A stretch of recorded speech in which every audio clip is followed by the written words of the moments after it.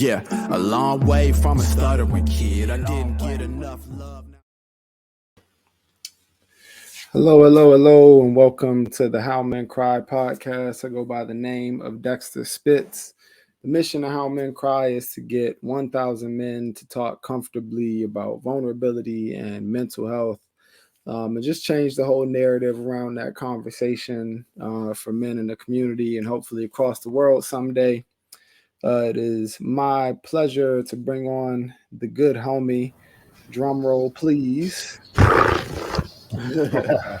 Sir Pugs Atomz, man. How you doing today, man? I'm good, man. Happy to be here, man. Happy to be here. How are you? Not too bad, man. A little bit busy trying to figure this stuff out, but I'm glad we had the time to sit here and just break bread and just chat through it all. So yeah, jumping right into things, man. I've again had a lot of appreciation for just the work you do within the city, within your artistry, just how much of a go-getter in general that you are. So I always like to give a little bit of backing and just props right up front. But would you like to tell the folks at home just a bit about you and all of the work that you do, man? Okay. Well, I've been rapping since I was like 18, so it's like almost 40 some years later. So it's been, a steady grind. I put out many albums. I put out quite a few compilations with different Chicago artists to highlight, what is here and what people, usually miss. I've been doing a radio show for about 20 years here called CTA Radio Show. And, had everybody from literally Nas to Vic Mensa on that show over the course of the 20 years. Nice. And we're still going. Shout out to K-Max. Currently, I co-founded the Inglewood Arts Collective. And, we've just really been pushing to change the narrative of Inglewood through the arts and, through activations, through murals, through, public art pieces, through some slight protest type stuff to, micro grants to, Southside artists to try to keep them, in it, because oftentimes, you need those small pushes that keep you going. You look back and like, man, if that person hadn't said that day or gave me that, $50, I probably would have been done with this. I'm at Popeyes now, or something. But, right now we have this grant we're giving out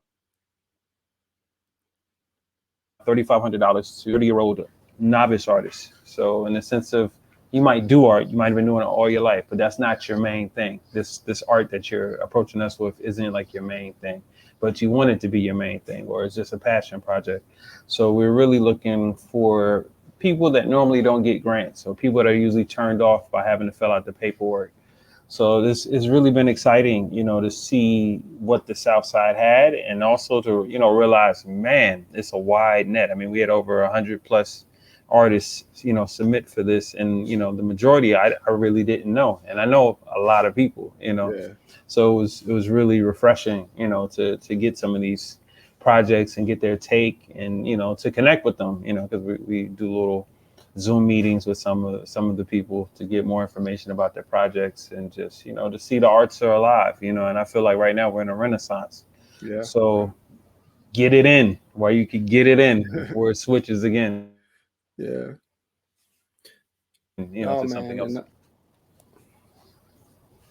Yeah, that's definitely something that I can appreciate. And we chatted about it before. Like it's really powerful, I think, to just provide ways to open those doors to for folks to get their art and to get their work out there, because it's definitely a uphill battle for artists, no matter what medium you are using. And I think in particular, like a lot of those voices and stories don't get heard depending on where you are.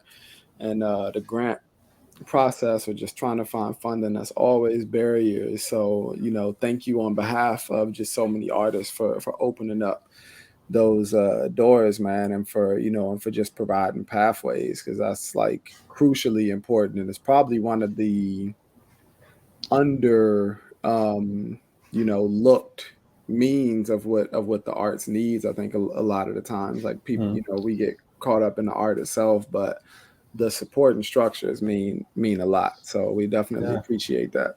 I mean, I wish like at 18 I knew, because these things were here, but it's just like to find them.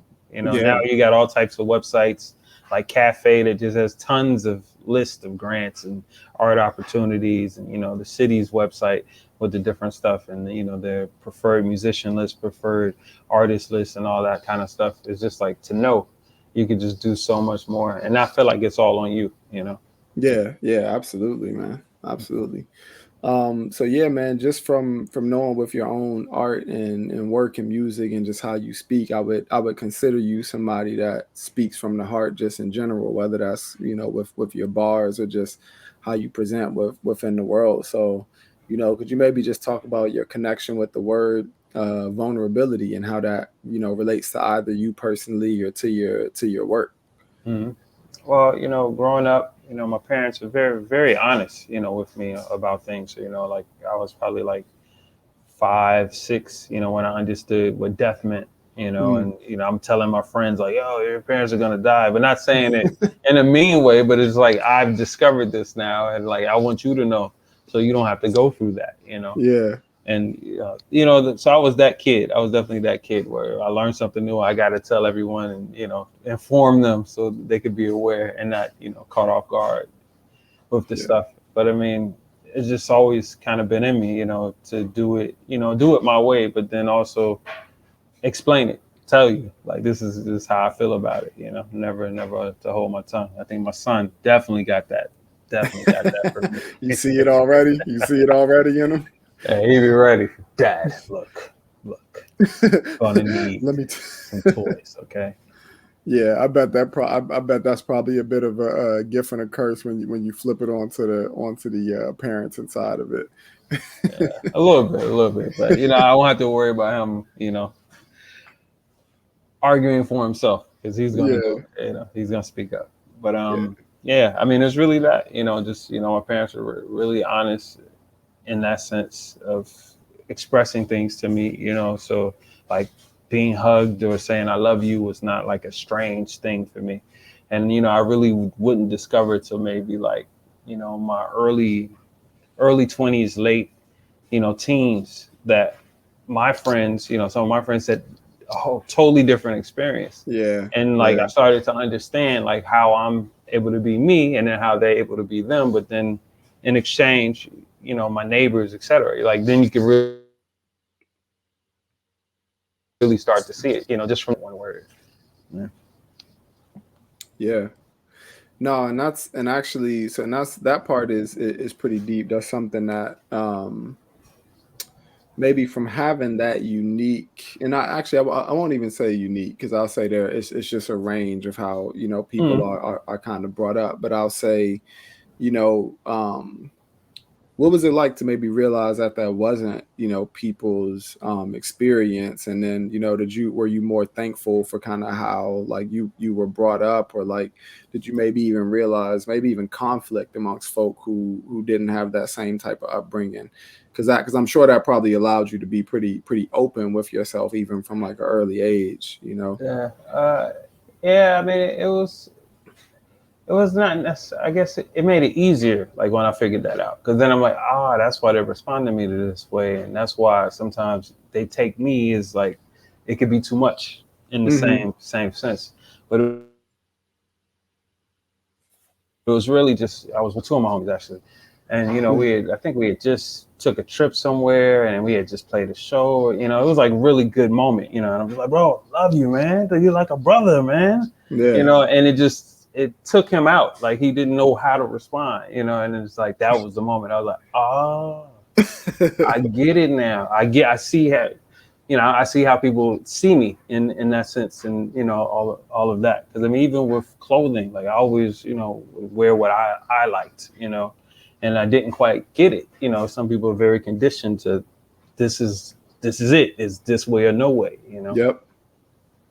Yeah, and no, it makes sense on you saying that would be a lot more freeing in some regards, because that, to be honest, it took me a minute, personally, to start to feel more and more comfortable with that. I feel like the way that I started was more so trying to like catch up to, or fit into a lot of those boxes, and then having like conflict around like something and this is not sitting right or not feeling right. So I was kind of on the other end of that, where it took me a minute to kind of start to level out, to be like, oh, actually I really don't fuck with that too much, and this is how I'm gonna be in the world. So that's kind of dope to hear the flip of it. And it makes perfect sense with how you just from kind of watching you move through the world. Because I would say, at least from from seeing it, it looks like you just kind of like, I'm gonna do me out here and that's gonna be what it is. And y'all, so that's cool. Did you ever feel maybe even with you being like that, like any kind of social pressure, and in the context of within young men and stuff, did you feel within the context of being a man that you had to fit into certain narratives? I mean, of course. I mean, I think we all do. There's really no way around it, just because everything's being pushed at you, consistently, these different versions of how you should be, or how you should talk to women, or how you should rap about women. I mean, something as simple as that is a whole thing, and just, how you interact with people, and, all of that. And I definitely, had to, just come to terms like, man, I'm just going to do it how I do it. I could try to do it the way you do it, but that's not for me. It's not going to work. I'm not going to enjoy it. It's going to be like too much of a stress, I guess, that kind of thing. But I mean, I think I kind of discovered that in high school, and just started to seclude myself and just find my group of people and leave all the other stuff out, man. I mean, anybody who went to high school would tell you, they're like, nah, that dude was low key in the cut. He was on his own thing. He was on his own thing. Yeah. And now you mentioned that. So how do you feel like your connection with vulnerability, or just that like relationship with how you present to the world, shows up in your parenting today? You were saying like your son kind of has some of those similarities and other things. Like, do you feel like that maybe influences how you are as like a parent, or like how you choose to support your kid within the world? I mean, definitely. There's people that give the kid any of the chutzpah that they have, like all the good and the bad. So yeah, definitely. Yeah. So I would say, kind of switching gears a little bit, man. Do you feel like I guess, what's your perspective towards maybe how men present within the world, within the vein of like hip hop? And because you were kind of saying like, there's different influences about how you talk, or maybe how we speak or whatever, to different groups. I know I personally run into a lot of conflict around what is the norm within music, and I would say like in particular within hip hop, how a lot of things, especially towards women and other stuff, are really kind of I would say skewed towards a more disrespectfulish tone, or a little more negative in those kind of ways. Do you just kind of feel it's like, people's art, and they're gonna show and like express it however they want? Or, are you more of the mind of like maybe changing some of the delivery could be more positive or negative for the culture? I'm just curious. Well, I mean, I think it's a ton of positivity out there. Like, I mean, I don't know a ton of artists that are super positive. I just think when you're pushing an agenda of positivity, or of understanding, etc., you have to be really good. I think it's just harder, to break through in that sense, And I mean, for me, it's like, I came up in a battle era. So, I mean, we all freestyled, and at any moment you could be on a date, whatever you're doing, it could go down right there. Your rep is on the line. What are you going to do? Or are you going to say some cool stuff and walk off, But it was very, mano y mano, very, because Chicago, it limited possibilities. So everybody only has their name recognition.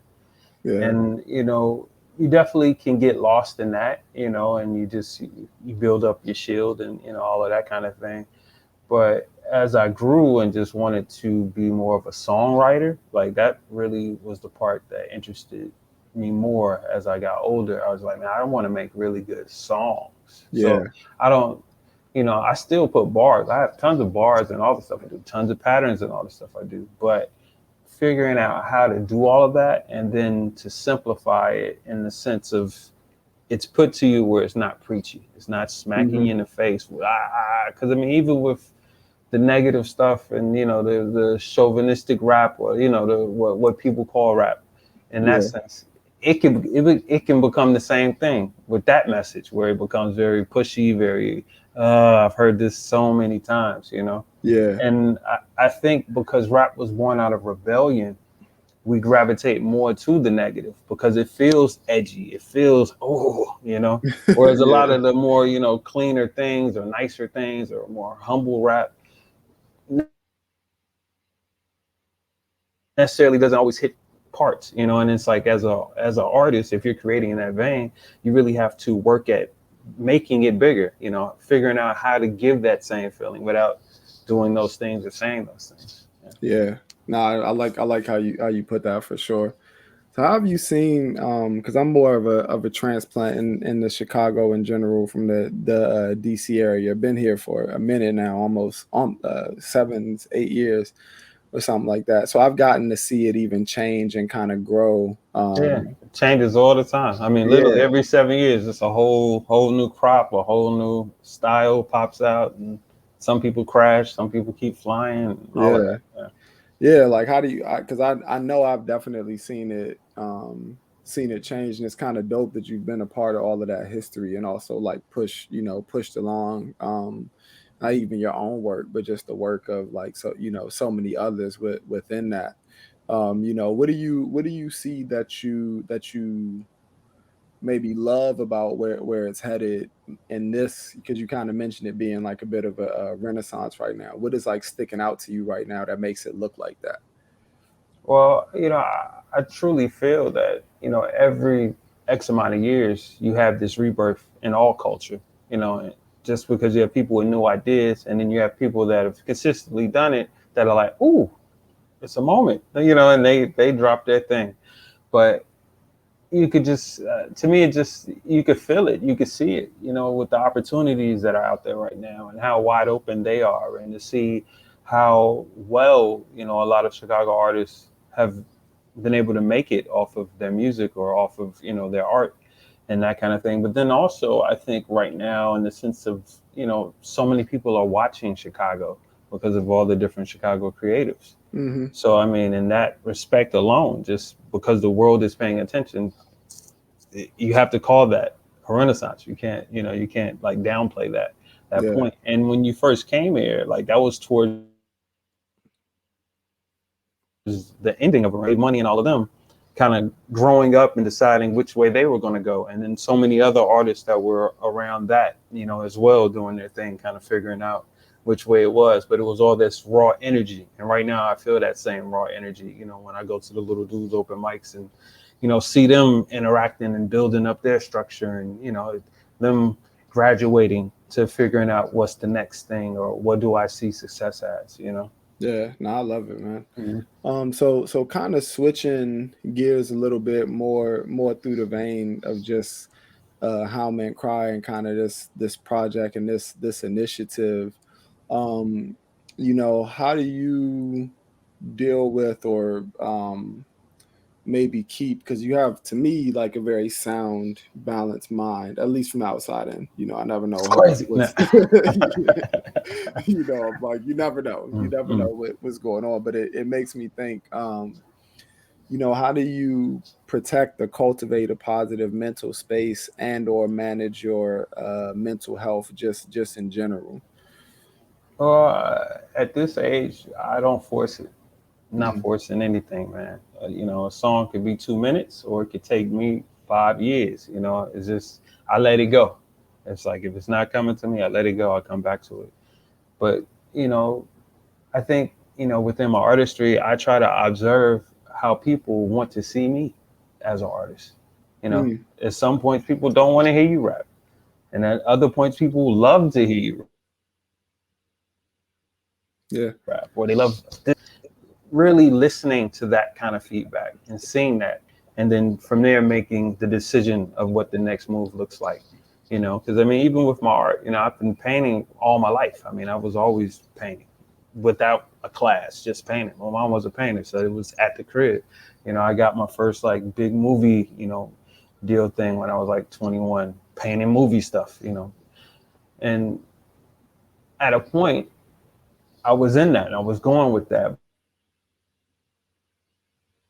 But then I saw that was opening up for me to be a rapper. And it was like a new world, an exciting world, a fun world. Whereas like with the painting, I kind of got to a point where it's like I'm with the older folks that are in their careers and I'm seeing it and I'm like, I don't know if that's what I want to do right now, And this rap thing, I'm liking this energy that it's making me feel. I'm liking when I'm giving and getting back and I'm able to make my income off of it, So I went with that. So, I mean, from that's always how I look at things. It's like, where's it working? I mean, even with the clothes, I designed clothes for a lot of people over the years, from college, to now. And it was just like when I got with Afrowear, I had some big moments with them. But then when I moved back to Chicago from London and had experienced like all these different designers in different countries and, going to their workshops and their factories and just really seeing that, when, I came back and talked to Platinum, with Iridium, that was another one. I was like, I like how this feels. This, man, I feel like this, I can make some things happen here. And then also in that same breath, people wanted to see me as, you can make me, yeah. What kind of shirt you think, But picking up on those cues all the time, I think it's like what keeps me, sane and being able to continue to create.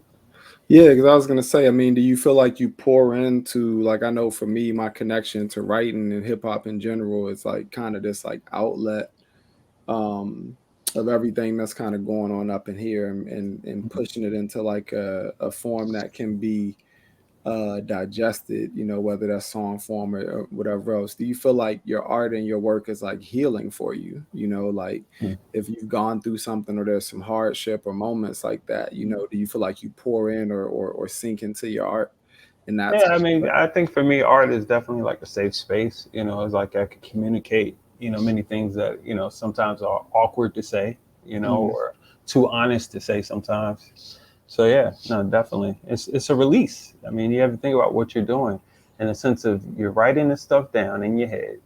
Then you might write it to paper or put it on your computer or your phone. Then you're recording the same thing now. So it's like you said it 3 times right there.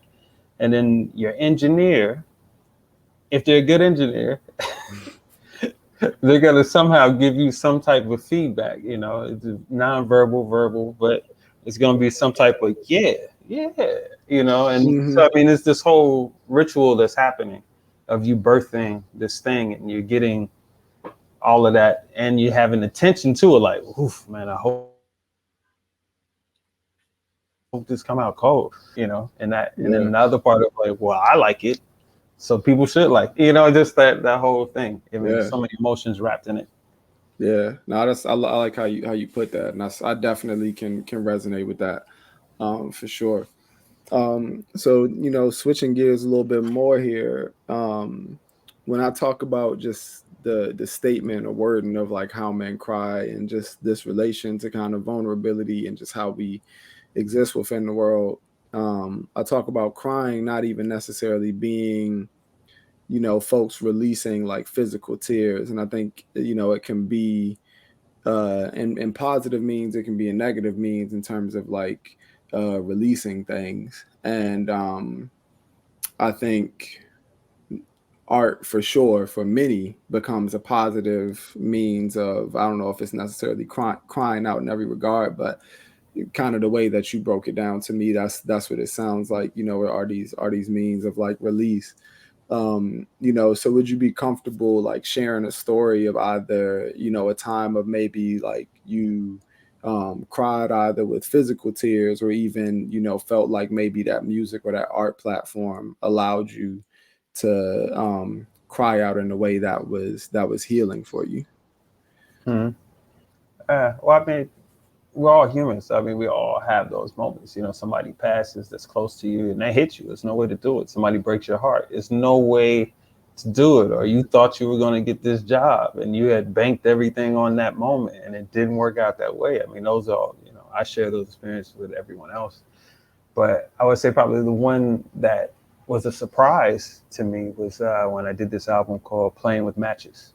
And I did it around, I think that's 2004. So I probably worked on it from 2003 to like 2005-ish, somewhere around there.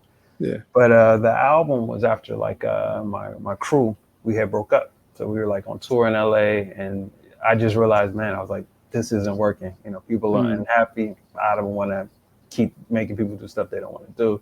It's over. And again, you know, we've discussed, I'm pretty straightforward. I walked in and said, hey, it's over.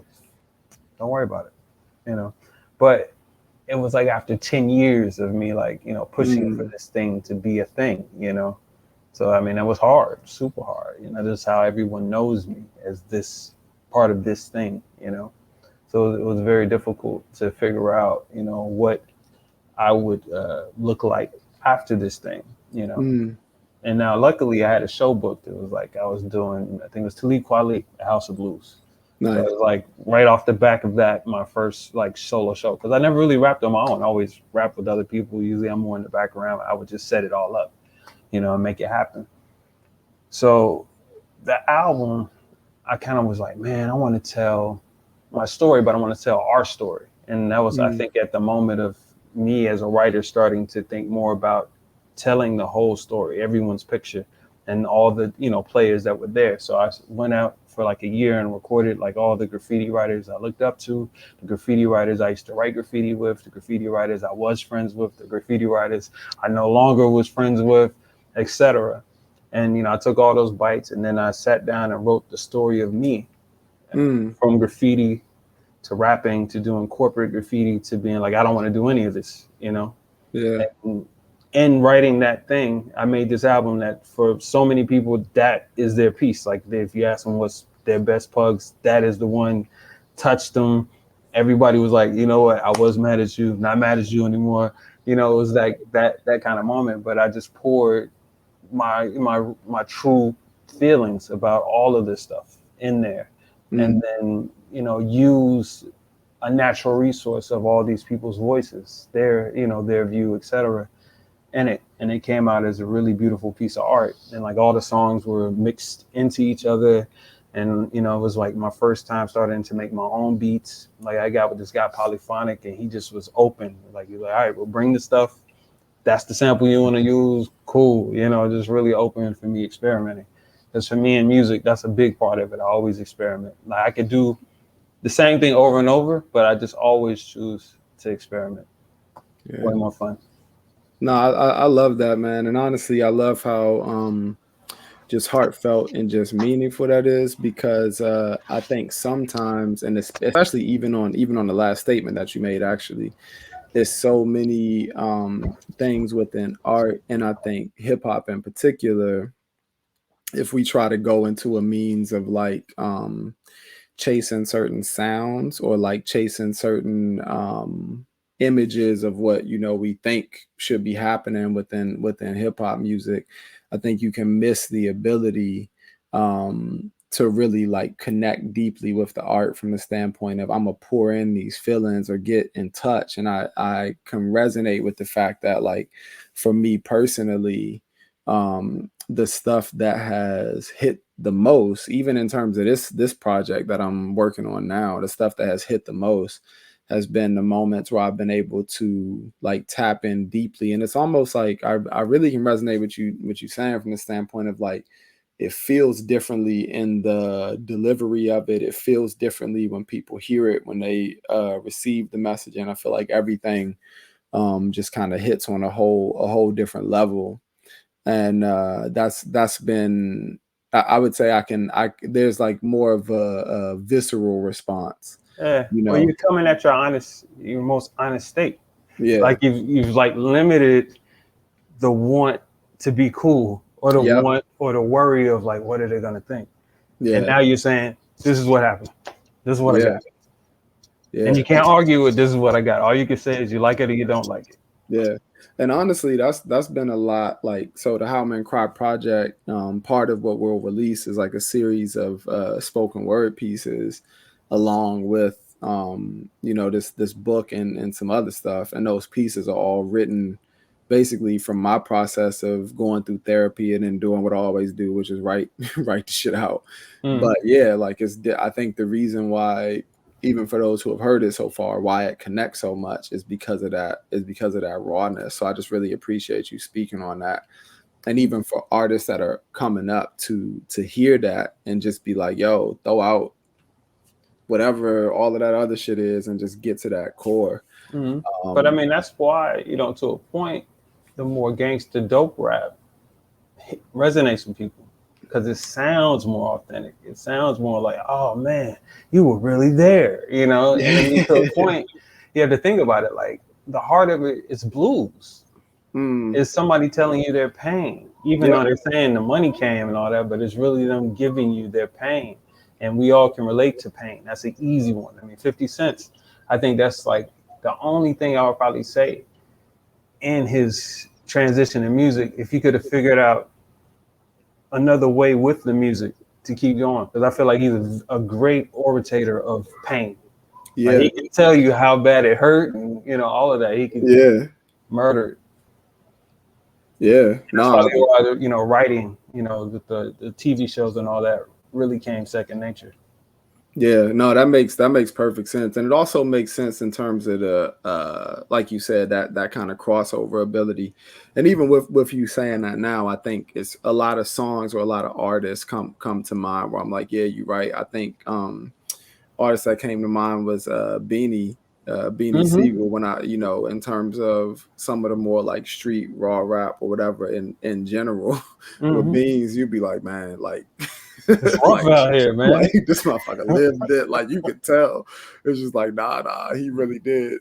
I mean, when I was like trying to get that album to come out, I sat with labels and they're just like, man, who wants to hear about a graffiti writer?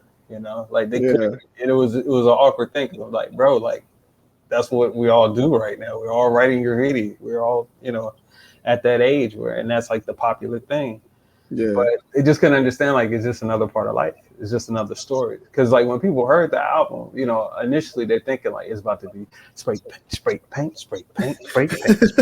What you doing, spray paint? And it was so far from there. Some songs had, like, 3-4 beat changes in it. And this is 2004, Yeah. But it was just really attacking it in the same sense of how we glamorize the gangster. And, you get all the different parts of the gangster story, the broke gangster, the rich gangster, the I'm telling the feds gangster, all of that. You get all the lifestyles, so it's 3-dimensional to you. And then you get from there compare when you hear someone else. So with that album, that was definitely like the goal, Yeah. I love it, man. It's so crazy even just rapping with you in this much depth in general. I'm like, even the way you speak to your own work, you speak into it in a way that sounds just like art. It's just crazy. But I mean, that's what I know, and for me, I had to realize, I was like, this is what you're making. Yeah. I have no, like, you can't make the even with the clothes, I would sit with Platinum, like, this, what I mean? I'm forgiving a whole big, it's like, do we like it or no? Do you think people will buy it or not? But for me, it's a bigger process. Yeah, and I do want to give a quick shout out, because even when I was starting Only, which is a brand that I launched a couple of years ago, you guys really did look out in terms of helping to make that become a vision. I don't even think people, I say it in passing, but I don't even know if people, publicly realize how much that y'all actually opened the door for me to even be able to try to figure that out in terms of working with, like helping me through the process of finding someone to actually produce something that was custom and like doing runs and other stuff like that. Like it literally would have never existed without those doors being open and without that vision. And you said something to me, and I got to thank you for it in real time. You were like, man, he's like, you actually took it further than where I thought you would take it. And he was like, and that's really cool to see. And that was such an encouraging thing, I think, at that time, even, to hear, because we had put in so much work and really look into a lot of the stuff that you guys had done, just in a means of just like just putting out work, putting out fashion, putting out stuff however you want it to. It makes a lot of waves, man. So I just want to take that moment to just say thank you for that, for real. Like, No problem. yeah, man. So a couple more things. So through the lens of, I guess, a couple things, what do you feel like you will want more young men in particular, and that can be within the arts or beyond, but in particular, if you could speak to like a younger version of Pugs, or just, younger men out there right now, what type of advice do you think you would give for just stepping into the world in the state that it is? I mean, I would say try to build with people you really can make plans with, in the sense of that part of life. I think that's really the biggest one. If you're working with everybody that's got plans, one of them plans is going to take off. One of them plans, all the other plans can take off. But you have to definitely be surrounded by people that are going to challenge you, but not challenge you in the sense of saying, I don't know if that's going to work, but that part of it, but then also challenge you on like, hey, I just did this. What you got? Yeah. And you come back to them like, well, I just booked this show. What you got? Well, I just booked this tour. Okay, bet. Like, people that can give you the next step. Because oftentimes we don't know the next step, man. I mean, I think it would be way more people doing all this stuff if they could figure out what are the steps. Like, when I go to any high school, that's really the question. Everybody doesn't know how to ask that, but that's really the ultimate question. And what do I need to do it? Yeah, it's the how. Yeah, the how. Everybody's just not really good at Google or just being able to express it. But I mean, other than that, I would just say, to a young man, and just general, try to be, any times we get into stuff that we didn't even really care about, but because we're either trying to impress or, we were just getting carried away in the moment, we get, pushed into something that really wasn't for us. Yeah, that's real, man. And then in the same vein, what do you think the world could use more of from men in general? Well, I think we have to really push us being protectors. That is like one of the first things that changes everything. Because, it's like when you walk in a room, and if you feel it's a bunch of dudes that's not gonna take what you coming in there to do, if that's not on the same page, you'd be like, I ain't gonna do nothing.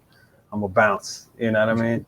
But that same kind of protection. I mean, think about if every neighborhood had that, of like, all the dudes that live on the block, like, nah, that's not right in here. You can't do that here. That one thing changes, and if it's every block, you know what I mean? Like, it's a continuous effect. Yeah, absolutely. Now, what do you think that the world can maybe provide more of to men to help us get to that state? Because one thing that I feel like I've kind of realized is that it's very difficult for that how that you were mentioning. It's like, and I don't like to frame it from the standpoint of like men have gotten a lot from the world, in general, but I think it's in a way we still need. No, I think the biggest thing is just assuming that we've all had the same background, that we've all done the same things, that we all had a dad, or that we all had some male that showed us how to be a man. I think that's probably the biggest one, or it's like having the access to ask a man, I do, is this expected of me? I feel like that conversation is super lost a lot of times, just because people don't know who to ask or don't have someone to ask. Yeah, for sure. Or the dude in their life is just showing them, those things. Yeah. And I hope it ain't. I know our connection been kind of all over the place today. I'm hoping it ain't clip out too much because you've been dropping a whole lot of jewels, whole lot of gems today. And I really appreciate you taking the time, man, and just expressing so much with your art and work. I know I learned a lot more about you and in general, and just the passion that you put behind everything. So again, just for all of the individuals that you've influenced and helped and just moved along, that I know I've seen directly, man, a big thank you for just from the artists, from Chicago, from everybody, for just being just being a dude you've been, man. And really appreciate it. Appreciate that gratitude. Yeah. Any final words, just kind of statements or thoughts you want to leave with any of the listeners out there? Man, just do just do your things. Like, just do your thing, because then it gives all of us space to be unique. If you just do your thing. But other than that, see you next Friday at Mookie on the South Side, my solo art exhibit at Connect Gallery in Hyde Park. Shop with me, pugsatomz.com, PUGSATOMZ.com, USUE93.com, USUWE93, the numbers.com, to see all the different art pieces, prints, sculptures, t-shirts, etc., all of that kind of stuff. Support the Inglewood Arts Collective. You could pop on our Insta or our website, inglewood.artscollective.com, super simple. And just keep repping Chicago, man. Yeah. Yeah, man, absolutely. And just thank you again for taking the time, man. And we'll sign off from How Men Cry. If you want to find out more, you can always visit How Men Cry on IG, on www.howmencry, TikTok, all of those things. Just trying to spread the message and just get more guys, talking comfortably about how they feel deep down. So appreciate you again, just sharing all that, and look forward to seeing you. You said it's not this Friday, it's the next one, right? Next Friday, yeah, Friday. September 10th. But like right now, I'm having a vision, man. You and Noriega, Thug Tears. This could be big. Thug Tears. Listen, man, I would love. I'm still we working on expanding. I have seen a lot of noise conversations. I'm gonna try to see if I can get him on here, man. Get him on here, man. I know. I'm trying to get him. I'm trying to get a couple folks out here, man, because I think the messages are just important, and kind of to your point of just for a lot of young men, without jumping to the assumption of what they might know or have, like stuff like dating. This. Like a lot of dudes don't know. They don't know how it's supposed to go. They have no idea. And the same with the young lady. They, Yeah. And it's tough when those things occur where they have a family. Yeah. Now. And I was like, man, so now they're figuring it out, Yeah. But you should try to get Ron Fest too on here, man. He'd be really good for this. Yeah, I've seen a bunch of his work, but he's actually we're about one circle of separation or whatever. But yeah, this is only the first season that we even looking to do. So you got time. I'm just thinking of people like Alderman Vasquez. That'd be another one, man. He just shared this story about he didn't know how to ride a bike, and it didn't occur to him like how many other people probably never learned how to ride a bike and then just avoided the situation. And it made me think. I was just like, wow, I didn't just assumed everybody could ride a bike. Never really thought, Yeah. And then if anything, you mess around and shame people for not knowing how to. Well, this is what he was saying. He was saying because of that, it made him never, pursue it from there. But he finally did it. And he was like, oh my gosh, what was I doing? And so many of our choices of that. I remember I was teaching a rap class at the University of Hip Hop on the West Side. And my class, they're like, bro, we never been to the beach. I was like, bro, how could you never been to the beach? Like I couldn't fathom it. I'm telling them like, just hop on the bus right here, bro. Straight shot, in my mind. But then, as I'm talking more to them, it's like, it's nothing inviting them to the beach. That's perfect. It's only the neighborhood inviting them to be in. Yeah. And that reminds me, it's a song from Nas's song Project Window. I like the first version that came out, or I guess it maybe didn't come out. But he said a line about, it's so many ways out the hood, but no signs say out. And I thought that was such a powerful statement in terms of like the you know, the realm of possibility of where your vision lies really does like come down to what you are exposed to. And sometimes just as simple as somebody, you know, extending a hand or showing a little something, or like you said, giving that invite to the beach. So yeah, man. All right. Yeah. But all right, man. Look, you take care out here, man. Cool, And man. just you know, thank you again for taking the time and the conversation. I'm gonna have to look at some of the stream after. I hope it didn't get too choppy. I know it was a little chopped up on some of my side here, but you know, if anything else, I'm gonna just try to bring you right back on so we can chat about it again, or maybe we can link up and you know, break bread or something, because I think your story and just all the information you shared today is just vitally important. So appreciate you again, man. Yes, sir. Take care. So all right, Peace. man, take care.